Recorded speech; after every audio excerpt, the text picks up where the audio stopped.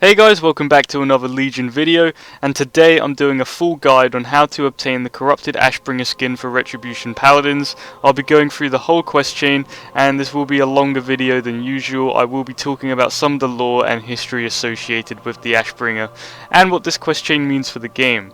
So, the first thing you want to do is head to Ultric Valley and obtain Nat Pagel's Guide to Extreme Angling. Now, when you kill players in Ultric Valley, you can loot the corpses. Once you loot the corpse, you have a small chance of obtaining this book as a reward.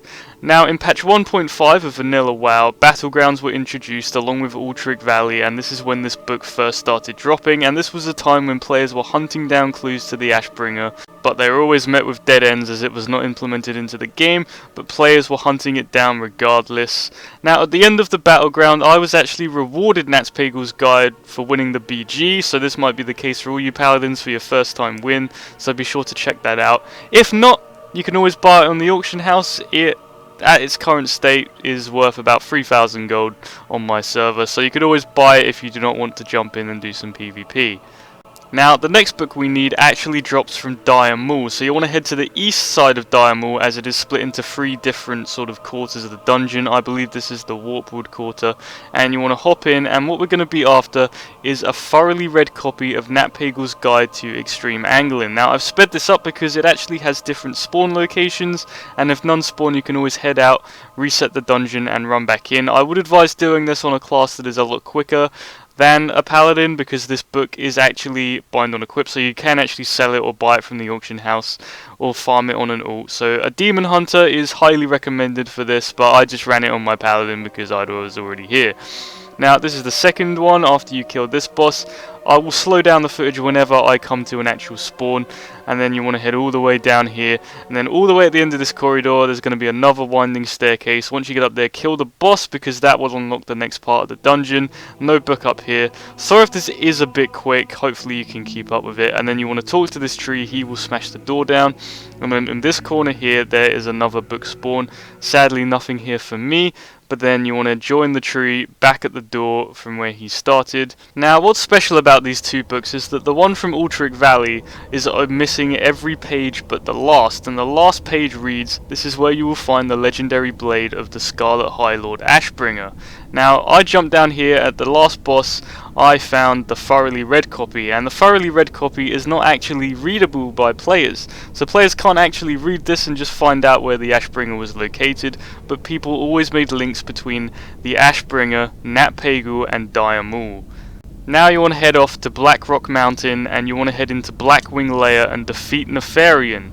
And what he will drop is his head, and the reason we want to kill him for his head is that in Dire Maul there is a prince there who knows the tale of the Ashbringer, and he will not tell it. And the only way we can get him to talk back in Vanilla is by bringing him the head of Nefarian, and maybe he will loosen his tongue. Sadly though, Blackwing Lair was implemented, players looted his head, but it presented no new opportunities, and it was met with another dead end. Although now in Legion we're going to loot his head again, but do not complete the quest for the head, just loot the head and keep it in your inventory along with the other 2 books. Now, once you have the head and the 2 books, you want to return to your class order halls, and you want to talk to Sister Elder, and you want to make sure that you have at least artifact knowledge level 6 or higher on the Paladin you choose to do this on.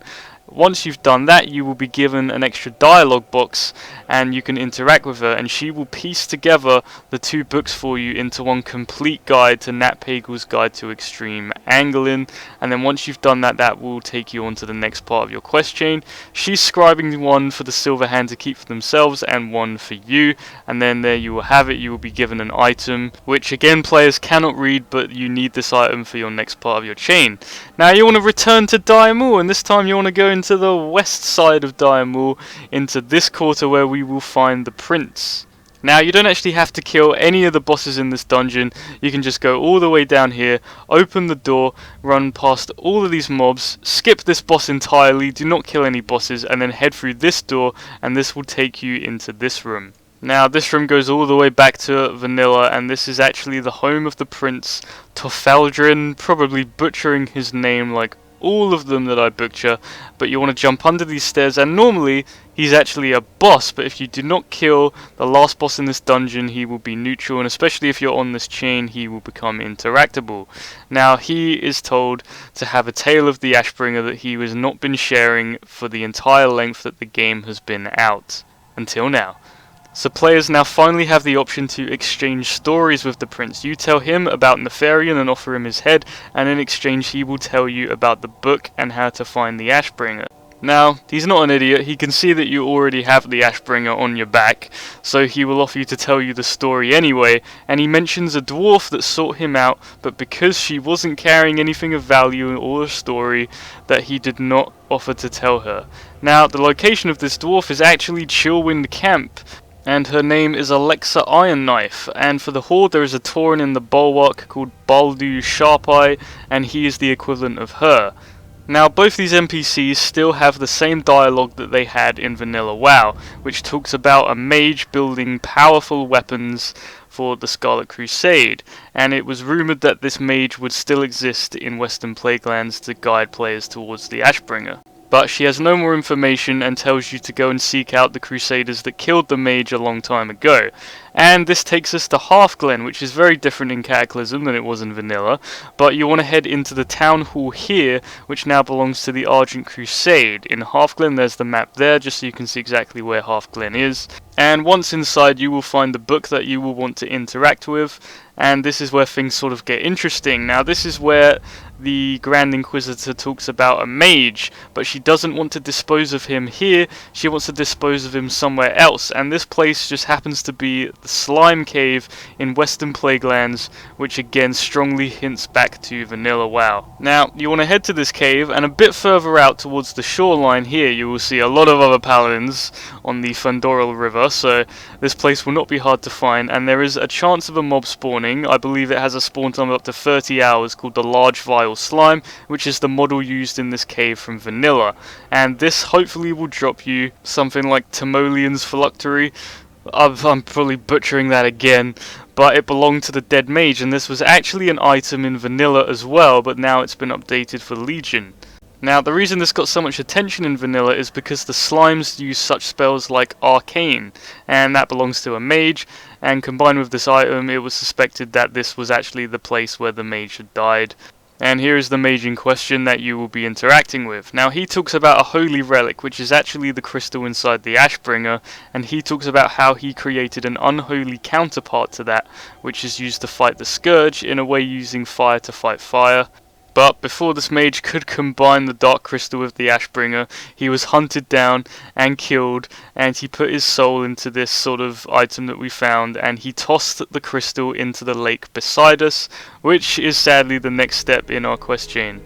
We now actually have to fish up the crystal that he tossed into the lake, and your fishing skill does not make any difference on this, and it's complete RNG, so you could do this in 100 casts or you could go well into the thousands, and this took me quite a while. This actually took me 3,178 casts into this lake before I actually got the crystal to drop. Now, this actually pays homage to players in Vanilla who were actually trying to fish up the Ashbringer in connection to Nat Pagal, but were never met with success. But yep, unless you're very lucky, that is probably the longest and grindiest part of this sort of quest chain. Now, once you have obtained the shard, you want to return to your class order hall and talk to Lord Maxwell, and he will have an extra dialogue option. And you talk about using this Dark Crystal against the Legion. It doesn't sit well with Maxwell because he's worried the crystal might change you, as the corrupted Ashbringer has corrupted and changed High Lords, especially in Paladins, in the past, so you can see why he would be a bit skeptical. But he trusts you, and the only way you can harness its power is to go to the Ebon Blade, and you will get the next quest from him there, and then when you head to Dalaran, you will be given the flight path to fly to the Ebon Hold in Legion. Make sure it's the one in Legion, not the one in Eastern Plaguelands, and then when you land, you will be given sort of a mini scenario where you will talk to the 4 Horsemen of the Ebon Blade, with Darian Mulgrain included, and they will tap into the power of the crystal safely so that you can harness it for the Ashbringer itself, and wield it without becoming corrupted or evil. So once you've cleansed it, you will head back to your class order hall, you will hand in the quest to Lord Maxwell, and there you have it, the Heart of Corruption, and this will give you the artifact skin for the Corrupted Ashbringer, or as its official name is, Corrupted Remembrance. And now I will run through the skin colours with you if you've not already seen them. Now, they seem to always be universal, complete 100 dungeons, 200 world quests, so nothing different there. But the default one we start with is the green one. Then we move on to the purple appearance, which is sort of the classic Corrupted Ashbringer's appearance, but very different to how you would remember it. Then for 200 world quests, we have the red appearance, which I think looks pretty cool. And then for the last one, for 1000 PvPers, we have the golden one, which I think does suit a paladin more, but it is a weird mix of corruption of light and dark. So I happen to have to say I do really like the Corrupted Ashbringer look, but part of me just really likes the vanilla version. I can't let that one go. But that's all for this guide. Be sure to subscribe for some more World of Warcraft guides. And again, this was a lot longer of a video. I just really thought this quest chain was very special in the sort of the history of Paladins and the Ashbringer and the lore to the game. But that's all for this video. Thank you very much for watching.